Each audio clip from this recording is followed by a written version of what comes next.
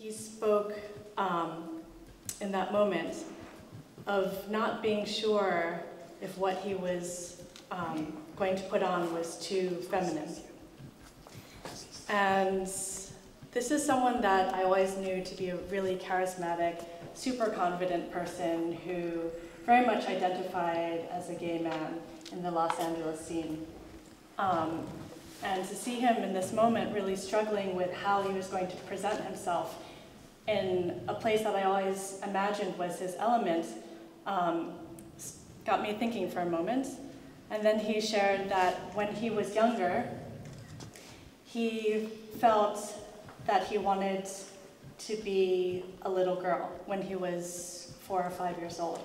And this was something that he's taken forward with him and always weighed, even as a gay man, always questioned if he was presenting himself as too feminine or too effeminate.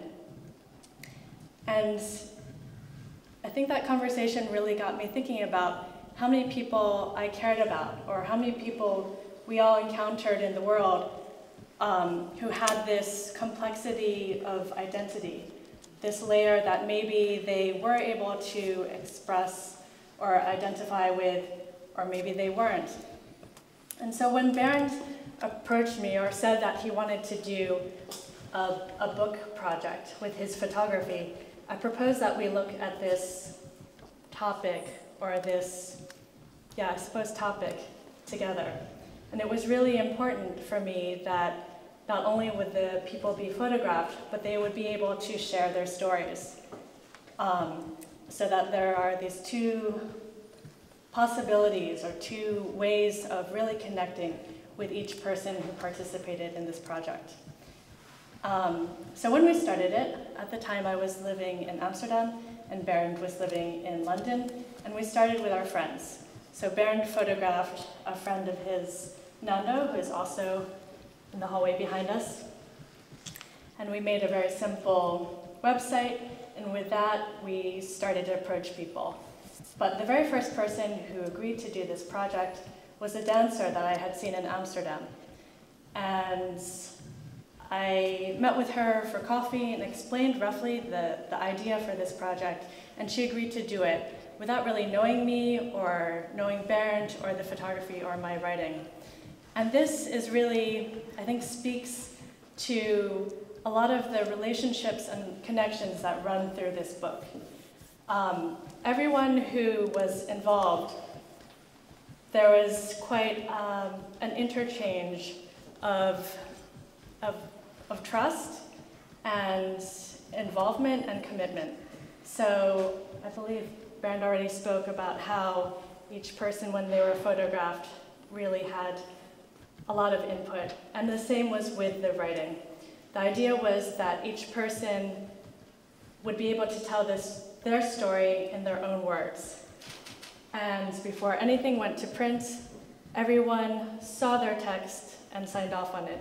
And that was really important to us, that the book and this project was more of a platform, a collaboration, wherein everyone got to express themselves, share their stories, and present themselves in ways that were very authentic and true to them, however they saw was fit. So initially we started with our friends. I had lived in Los Angeles before moving to Amsterdam. Bernd was in London. And then we couldn't really ignore Berlin, considering the amazing history here in the 30s, 20s and 30s, and beyond, and I think something that actually continues to this day. I think a lot of people come here to really flesh out and express their queer identity in a myriad of ways. So Berlin is very special that way. And then going back to the US, we also, in the end, decided to do New York. And when we first started this project, we had a look to see what other projects were out there.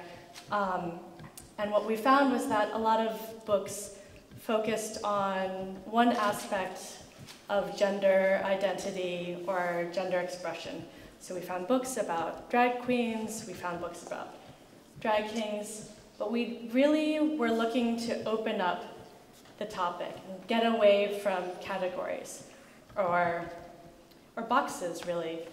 And so the idea was always to have it be quite free and organic. And so everyone we approached, we asked them, well, I guess we explained the idea of the project, which was really to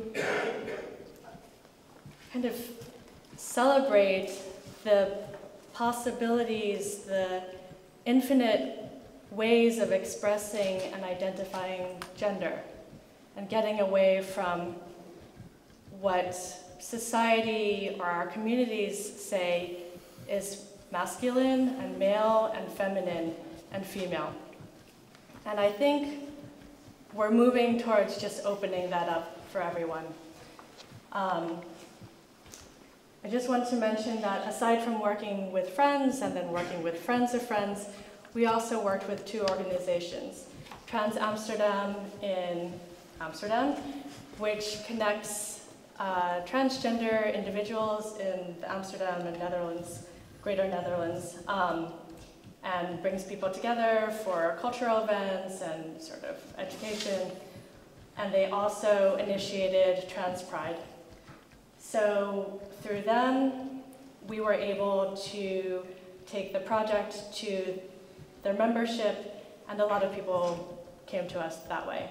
We also worked with Mermaids UK, which is an organization that works with gender non-conforming children and youth in the UK, supporting them and their families and kind of connecting